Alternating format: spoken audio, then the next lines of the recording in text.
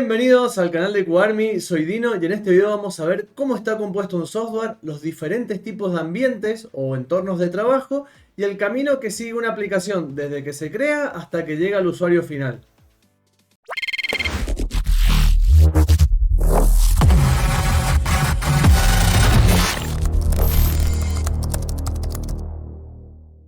Bueno, empecemos. Muchas veces vamos a toparnos cuando entremos en una empresa con que tenemos los desarrolladores front-end y los back-end. Y también vamos a escuchar mucho sobre lo que es el desarrollador full stack. Y esto es un poco lo que viene a explicar todo eso. Por un lado tenemos el front-end, que es esta parte que dice acá cliente, que es todo lo que ve el usuario final, es decir, la parte bonita, todo lo visual, a eso se le llama front-end. Y después tenemos lo que es el backend, que el backend incluye todo lo que es el servidor, es decir, todas las APIs y demás, que ya vamos a hablar un poco más en detalle sobre eso. Y también la base de datos, que es en donde se va a ir almacenando toda la información de nuestro sistema. Entonces tenemos que el frontend es lo que ve el cliente y el backend, que incluye tanto el servidor o APIs con la base de datos, que es en donde está toda la lógica, el almacenamiento de datos y demás. Esto a grandes rasgos es la arquitectura de software, es decir, cómo están compuestas las aplicaciones. Si nosotros bajamos una aplicación de Play Store para el teléfono o si entramos a una página web, lo que vamos a estar viendo es el frontend. Pero cuando ya empecemos a interactuar con el sitio web, es decir, que utilicemos un buscador, que hagamos una compra, por ejemplo, con Mercado Libre y demás, ahí empieza a interactuar todo lo que sería el backend, que contiene la lógica, almacena datos, nos va a mostrar información y demás. Como podemos ver acá las flechitas, decimos que el cliente o el usuario entra al sitio web, le hace una consulta al servidor, el servidor lo busca a la base de datos y devuelve una respuesta para que el usuario lo pueda ver. Bueno, ahora vamos a explicar esto mismo, pero con algunos otros ejemplos para poderlo entender un poco mejor. Acá tengo dos ejemplos. En el primero tenemos un usuario que está navegando por una página web, por ejemplo la de Undercode, y quiere buscar contenido sobre QA. Entonces va al buscador, coloca contenido QA o algo sobre el tema de QA. Esto le va a hacer una petición a la API va a consultar a todo el backend, es decir, a toda la lógica, va a ir a la base de datos, va a ver si hay registro relacionado al QA y le va a dar una respuesta y le va a mostrar todo el contenido de QA que hay dentro de Undercode. Algo muy similar pasa en la vida cotidiana, por ejemplo, cuando vamos a un restaurante. Nosotros, en este caso, somos el cliente final, los comensales, los que vamos a comer. Le pedimos al mozo lo que nosotros vamos a consumir. Este va al chef para que lo prepare y una vez que el chef lo prepara, se lo devuelve al mozo y el mozo nos entrega la comida a nosotros. Es tal cual lo mismo que tenemos en el ejemplo de la informática. Fíjense que la persona que está viendo la página web son los clientes, el cliente final. El mozo vendría a ser la API y el chef vendría a ser toda la parte de la lógica, el almacenamiento de la base de datos y demás. Bueno, ahora vamos a hablar un poco sobre los deploys, que lo van a escuchar bastante seguido, y sobre los distintos ambientes de trabajo que vamos a tener en el desarrollo del software. Y cómo pasa el software desde que lo crea el programador hasta que llega a producción o al cliente final, ¿no? Antes que nada, pedirles disculpas por la ilustración, la hice en Paint, no encontré ningún dibujo como para poderlo explicar mejor, pero creo que se entiende bastante bien. Bueno, por un lado tenemos acá los programadores. Siempre que nosotros trabajemos en alguna empresa de software, vamos a tener más de un programador. Vamos a tener los programadores frontend y los programadores que hagan backend. Y si en algún momento escuchan sobre algún full stack, es porque un programador hace tanto el frontend como el backend. Es simplemente eso. Pero bueno, vamos a hacer de cuenta que los dos primeros programadores son del backend y el tercero es del frontend. Cada uno va a trabajar en su computadora. A esto se lo conoce como localhost, es decir, cuando estén programando en local, quiere decir que tienen todo el código en su computadora. Una vez que terminan de hacerlo, va a pasar a un ambiente de desarrollo o de integración. Acá también vamos a hacer un pequeño paréntesis y vamos a volver un poco a los videos anteriores, es decir, a una explicación que di en un video anterior, como la de Scrum. Recuerden que en las empresas se suele utilizar mucho esta metodología de trabajo, que tiene, bueno, sprint de 2 semanas o de 3 semanas, lo que hayan definido el equipo, y que se dan tareas para hacer en esas 2 o 3 semanas de trabajo. Esas tareas se reparten entre el equipo de trabajo, es decir, se reparten entre los programadores, que va a estar haciendo cada uno. No es que todos van a estar haciendo la misma tarea al mismo tiempo, sino que se pueden repartir. No sé, un programador va a hacer el login, el otro el registro y el otro el buscador, por así decirlo. Pero bueno, es un poco como para que se entienda eso. Por eso es que acá los separé en tres distintos y cada uno está haciendo cosas diferentes al mismo tiempo. Una vez que terminan, mandan todo ese código, hacen un commit, es decir, comitean el código a un mismo repositorio, y lo ponen en un ambiente que suele llamarse desarrollo o integración, que es en donde van a integrar todo el código. Si el código está ok, es decir, que no colisiona entre ellos ni rompe absolutamente nada y el sistema sigue andando bien, pasa al siguiente ambiente. Cada pasaje de ambiente a ambiente se le llama deploy, es decir, cuando pasamos el código de un ambiente a otro. Es muy importante tener este ambiente de integración o desarrollo, porque si algo se rompe acá, es decir, que subieron algún código nuevo los programadores y rompieron alguna funcionalidad, no rompe el resto de los ambientes, sino que como este ambiente es simplemente para ver si no va a romper el código o no va a hacer ningún daño, nada, lo podemos probar ahí tranquilamente. Si ya está todo ok, no colisionó nada, funciona el sistema perfecto y demás, pasa al siguiente ambiente, que es el de testing o el de QA, que acá es en donde entramos nosotros, acá entramos los QA, acá es en donde nosotros vamos a hacer todas nuestras pruebas. Antes de seguir explicando el resto de los ambientes, quiero aclararle que le puse varios nombres a los distintos ambientes porque los pueden encontrar con cualquier tipo de estos nombres que están acá. Así que por eso es que quise hacerlo lo más completo posible. Pero bueno, yo le suelo llamar ambiente de QA, ambiente de desarrollo y demás. Pero bueno, cada uno le llama como quiere. O sea, no es que tiene que llamarse sí o sí de una forma. De hecho, he visto proyectos en los que le ponen nombres de planeta o nombres de superhéroe a los distintos servidores. Por otro lado, cada servidor, hagan de cuenta que es como una pequeña PC en donde va a estar todo el código funcionando ahí adentro.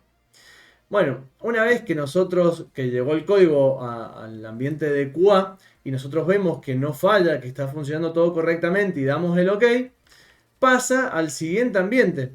Este ambiente se lo conoce como staging, UAT o preproducción o demo, o sea, puede tener cualquiera de todos estos nombres, o puede ser cada uno de estos ambientes distintos. Es decir, puedo tener un ambiente de staging, otro de UAT, otro de preproducción, otro de demo, o sea, esto depende de la infraestructura o de lo grande que sea el proyecto o del presupuesto que tenga el cliente. Recuerden que cada uno de estos servidores cuesta plata y mientras más tengamos, más caro va a ser. Pero bueno, lo bueno de tener muchos servidores es que podemos garantizar la calidad de distintos lados, porque cada uno de estos ambientes tiene como un propósito diferente. Para explicarlo un poco mejor y hacer un poco más completo este video, podemos decir que bueno, lo ideal sería tener el ambiente de desarrollo o integración, que es en donde va todo el código de los programadores. Si no pasa nada, que está todo ok, pasa al de UAT, perdón, al de QA o al de testing, que es en donde entra el equipo de QA. Si está todo ok, pasa al siguiente ambiente, que puede ser el ambiente de UAT, que acá es en donde el cliente puede hacer las pruebas de aceptación, que justamente eso quiere decir UAT, las pruebas de aceptación, en donde va a verificar si verdaderamente lo que se hizo fue lo que él pidió y si está hecho como él lo pidió. Obviamente que si pasó por el área de QA, nosotros como QA tenemos que velar porque se haya cumplido todo eso. El ambiente de staging se suele utilizar para hacer pruebas de estrés o de performance. Por lo general suele ser un ambiente espejo a producción. Espejo quiere decir con las mismas características. Recuerden que cada servidor de estos, cada ambiente, es una PC. Y cada PC va a tener su propia memoria RAM, su procesador y demás. Y la idea, que ya vamos a entrar más adelante cuando veamos todo lo que son pruebas de estrés y de performance, vamos a ver por qué es importante que sea un espejo de producción. Después tenemos un ambiente, bueno, que puede ser preproducción o demo. Esto yo creo que podrían ser tranquilamente lo mismo. que es en donde se suele dar la demo al cliente para ver si está todo ok o no. Recuerden que en el dibujo este de Scrum, después de que nosotros hicimos toda la iteración de trabajo y terminamos todo ese trabajo, se da como una especie de demo al cliente para mostrarle todo lo que se trabajó. También, bueno, que acá está, lo puse como UAT, por ahí se puede prestar un poco de confusión. Y esto es porque depende del proyecto, es si va a haber ambiente de UAT, es decir, si el cliente va a revisar, va a hacer pruebas de su parte o no, o si vamos a tener solamente un ambiente de demo y nosotros les vamos a explicar al cliente qué fue lo que hicimos. Recuerden que esto, obviamente, dependiendo cada proyecto es un mundo, cada cliente es un mundo, así que esto puede ir variando en el medio. Si ya está todo ok, que ya no va a sufrir ningún cambio, el cliente dio la aprobación y demás, esto pasa a producción, que producción ya sería el último ambiente, que es cuando entramos a una página web, por ejemplo, undercode.org, y podemos ver el resultado final de todo el trabajo desde que el programador lo hizo pequeña porción de código en su computadora hasta que llegó a producción. Una aclaración final que quiero hacer con todo esto es que, si bien lo mencioné anteriormente, que depende cada proyecto y el presupuesto que tenga, es la cantidad de ambientes que van a tener. Obviamente esto es en la teoría, lo que les estoy explicando a ustedes, pero cuando llevamos esto a la práctica, es decir, que entramos a trabajar a un proyecto, lo más probable es que no tengan casi ninguno de todos estos ambientes. Obviamente producción sí, porque es lo que ve el cliente final, pero capaz que estos ambientes ni siquiera existen y utilizamos solamente el de desarrollo, que es en donde los programadores meten todo su código, también testeamos nosotros y si está todo ok, recién ahí pasa a producción. Esto, de nuevo, depende cada cliente, cada proyecto y el presupuesto que se tenga.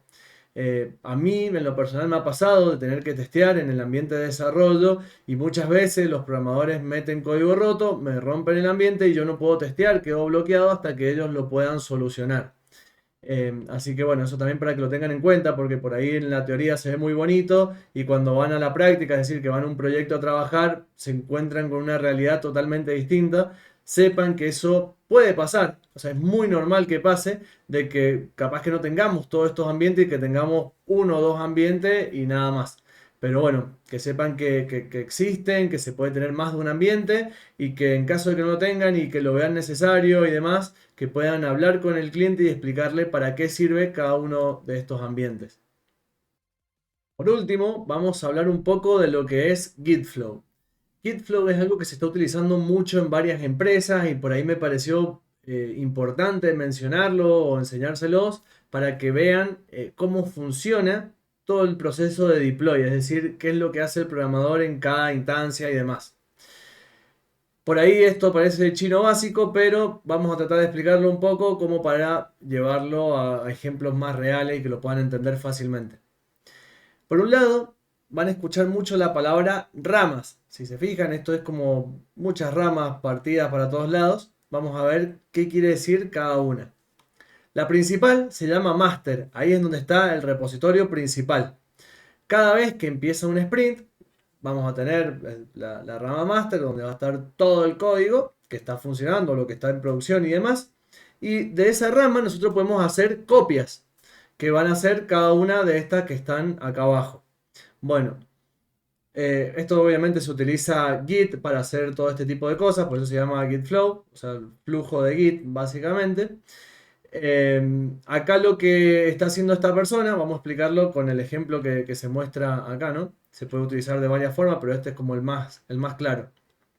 Tenemos la rama master, que tenemos la versión 0.1 y baja a una rama que se llama develop, es decir, la rama de desarrollo, que es la que se va a bajar el programador para, o que va a crear el programador para poder trabajar en algún feature, que son estos azules que están acá abajo. Por eso es que del master baja a develop y de develop cada programador va a hacer diferentes ramas. Fíjense que acá parece que hay dos programadores, cada uno de ellos hizo ramas distintas para trabajar sobre distintos features, sobre distintas funcionalidades. Pueden ser dos programadores o puede ser el mismo que hizo dos ramas distintas para distintas funcionalidades. Esto se hace así para, justamente como está en el ejemplo, fíjense que acá este último feature empezó, esto es como una línea del tiempo, y lo sigue desarrollando y actualmente está trabajando acá.